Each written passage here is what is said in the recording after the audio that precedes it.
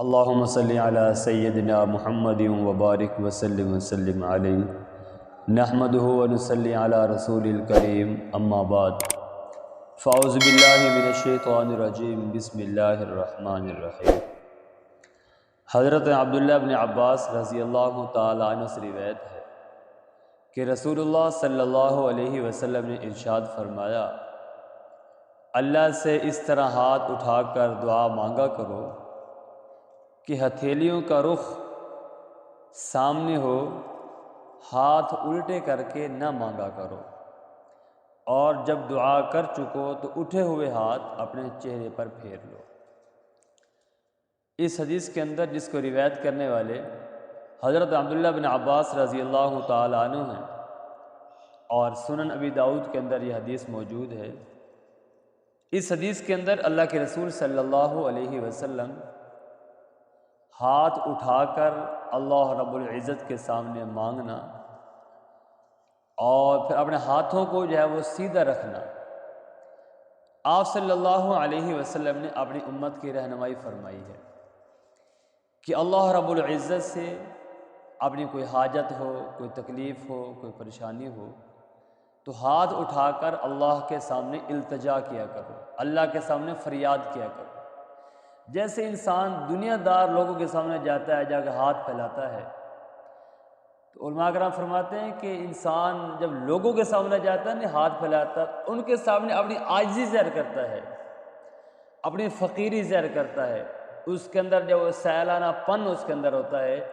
گویا کہ جب وہ اس کی ادا سے لگتا ہے کہ وہ یہ مانگنے والا ہے۔ تو آپ صلی اللہ علیہ وسلم نے اپنی امت کو ارشاد فرمایا کہ اللہ کے سامنے اپنے ہاتھوں کو اس طرح اٹھا کر اور اللہ کے سامنے اپنی حاجات کو مانگو۔ علماء کرام فرماتے ہیں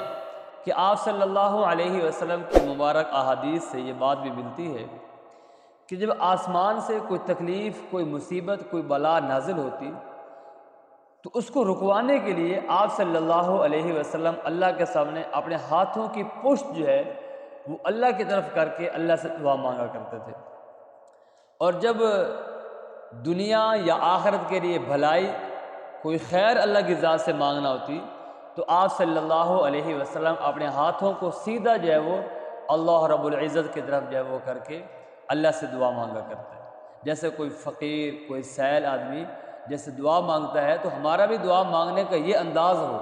دعا مانگنے کا یہ طریقہ ہونا چاہیے کہ ہم اللہ کے سامنے ایسے حاجت مند، ضرورت مند، فقیر، محتاج بن کر ہم اللہ رب العزت کے سامنے اپنے ہاتھ پھیلائیں۔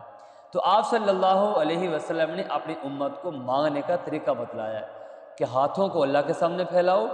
اور فرمایا کہ جب اپنی دعا پوری کر چکو تو اپنے ہاتھوں کو اس یقین کے ساتھ کہ بھائی میرے ہاتھ خالی نہیں ہیں،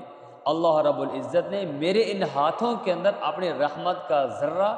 اپنی رحمت اللہ رب العزت نے میرے ہاتھوں کے اندر جو ہے وہ ڈال دی ہے۔ اپنے ہاتھوں کو چہرے پر ایسے جو ہے وہ آدمی پھیر لے، تو میں اور آپ ہم سارے بھائی اللہ کی ذات کے سامنے اپنے ہاتھ پھیلائیں، لوگوں کے سامنے ہاتھ نہ پھیلائیں، اللہ سے مانگیں، اپنی حاجات، ضروریات اللہ کے سامنے رکھیں۔ اللہ رب العزت ہم سب کو اپنے در کا فقیر بنائے اور کسی در کا فقیر نہ بنائے۔ اللہ عمل کرنے کی توفیق عطا فرمائے۔ وما علینا الا البلاغ المبین۔